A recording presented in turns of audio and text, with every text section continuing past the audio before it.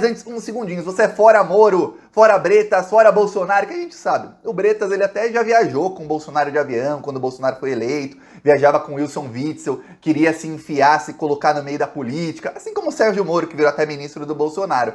Eles são todos juízes ladrões. Você sabe que esse pessoal ajudou o Bolsonaro a ser eleito e ajudou o Brasil a estar nessa desgraça que tá, colocar o Brasil nessa desgraça. Então inscreva-se. Aqui a gente faz oposição especial todos os dias. Embaixo do vídeo aqui tem o botão inscrever. Tem um botão, é só clicar no botão e pronto. Você tá apoiando a oposição ao desgoverno Bolsonaro. Ó, a gente também faz oposição nas ruas. No final do vídeo eu vou mostrar nosso carro de som do litoral de São Paulo denunciando o Bolsonaro. Agora, vamos falar do Marcelo Bretas e das provas. Tem um advogado, chamado advogado Nitalmar. O Nitalmar, ele era o sócio do Bretas num esqueminha. Segundo o Nitalmar, o que acontecia? O Bretas, ele, junto com o Ministério Público do Rio de Janeiro, eles combinavam um monte de operações, assim como o Sérgio Moro fazia com o Dallagnol. Isso era na Lava Jato de Curitiba. O mesmo modus operandi acontecia na Lava Jato do Rio de Janeiro. Uma dessas delações e operações que foram combinadas foi na Eletronuclear, que é uma estatal que estava desvendando como fazer energia nuclear no Brasil e como enriquecer urânio.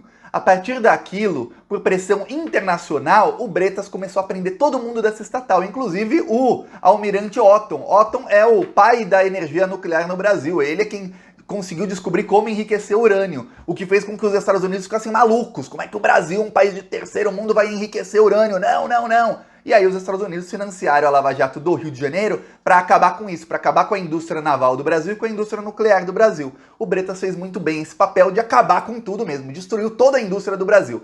Mas, no meio do caminho, ele resolveu lucrar um pouco.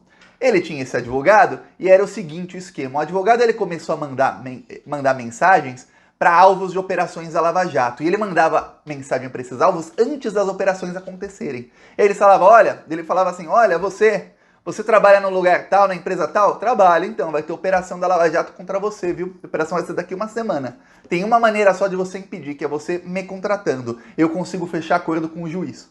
Aí os caras falavam, como assim que eu vou ter que contratar você? Que operação da Lava Jato? E aí ele mandava trechos da investigação, que era sigilosa. Como é que um advogado tinha trecho de uma investigação sigilosa?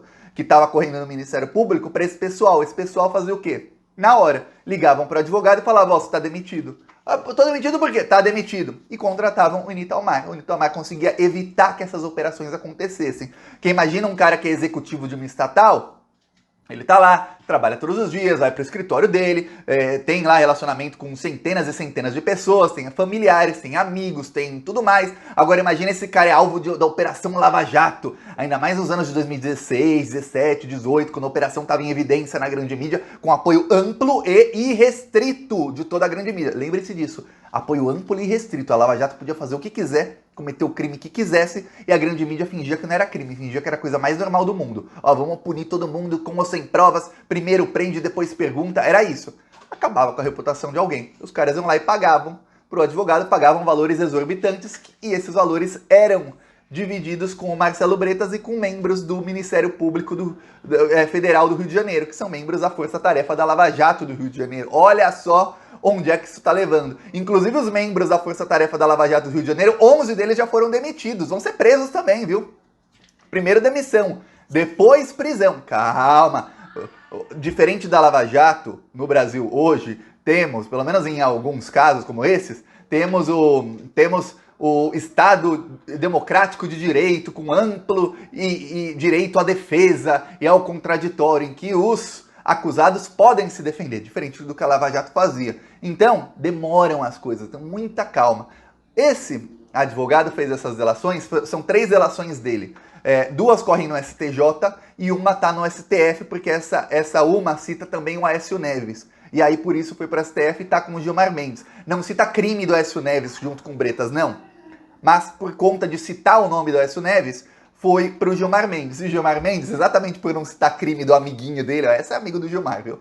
Por não citar crime do amigo dele e citar crime do Bretas e da Força Tarefa da Lava Jato, o Gilmar Mendes está só esperando para meter o Bretas na cadeia. E não pense que o Gilmar Mendes não quer colocar o Bretas, assim como ele quer colocar o Moro na cadeia. Eu vou te falar. o maior prazer da vida de Gilmar Mendes vai ser o dia que ele estiver assinando a ordem de prisão do Bretas e do Moro. Mas não tenha dúvida, o Gilmar Mendes vai fazer isso bebendo um champanhe e rindo assim de orelha a orelha. A prisão dos dois. E aí, o Gilmar Mendes articulou com a corregedora do Conselho Nacional de Justiça, o Bretas está respondendo o processo lá, para que essas delações sejam compartilhadas no processo. Aí você está pensando, mas Thiago, por que o Bretas está respondendo processo no Conselho Nacional de Justiça? Como ficaram sabendo disso? O advogado foi lá? Não. Sabe o que aconteceu? Esse advogado começava aí no pessoal e falar, ó, você pagar, para mim eu consigo acordo com o juiz. Ele começou a ganhar muita grana. Até o momento em que outros advogados ficaram incomodados.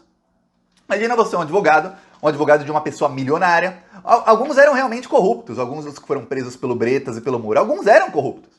Muitos eram milionários e não eram corruptos, pelo menos não cometeram os crimes pelos quais foram presos, foram perseguidos mesmo. Mas mesmo os corruptos também foram perseguidos. Uma coisa é o cara ser corrupto, me pegaram, me ferrei, fui preso. Outra coisa é o cara ser corrupto, pegaram ele por uma coisa que ele não fez, tem só acusação contra ele, não importa como ele se defenda, vão pra cima dele e obrigam ele a mudar de advogado e pagar propina pro advogado. Aí o cara fica pé da vida. Vai falar, peraí, isso não tá certo.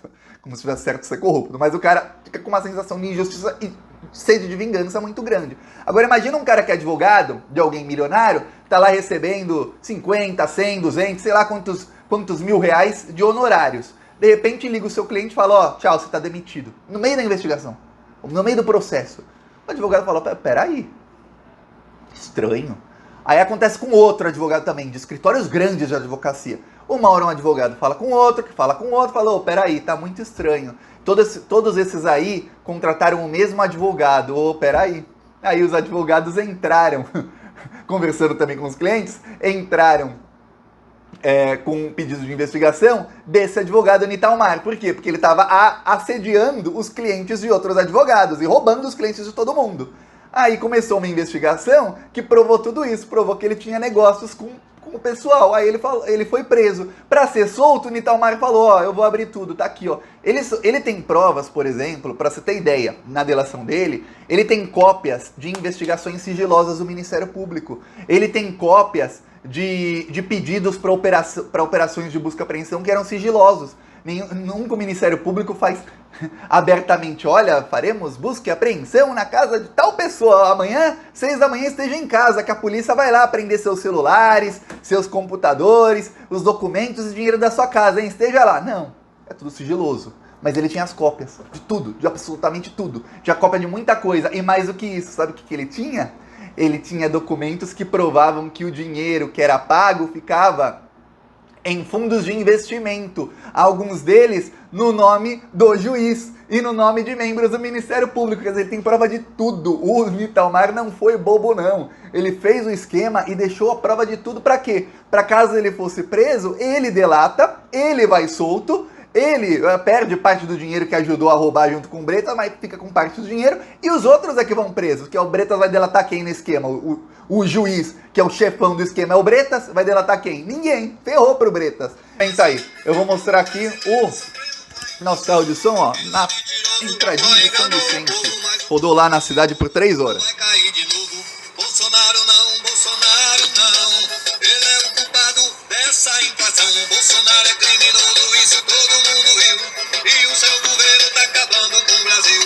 O arroz tá caro, o feijão tá caro.